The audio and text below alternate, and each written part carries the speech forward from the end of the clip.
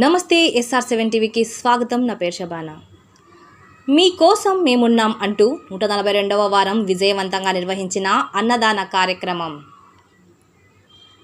భద్రాద్రి కొత్తగూడెం జిల్లా చర్ల మండల కేంద్రంలో మీకోసం మేమున్నాం టీం నిర్వహిస్తున్న వారాంతపు ప్రతి ఆదివారం అన్నదానం 142వ వారం కార్యక్రమంలో భాగంగా కీర్తిశేషులు బొజ్జ రామలక్ష్మణ్ మాస్టర్ జ్ఞాపకార్థం వారి కుటుంబ సభ్యులు పంపిన వితరణతో ఆదివారం మధ్యాహ్నం చర్ల గాంధీబొమ్మ సెంటర్ వద్ద సుమారు 200 మందికి ఉచితంగా భోజనాలు ఏర్పాటు జరిగింది.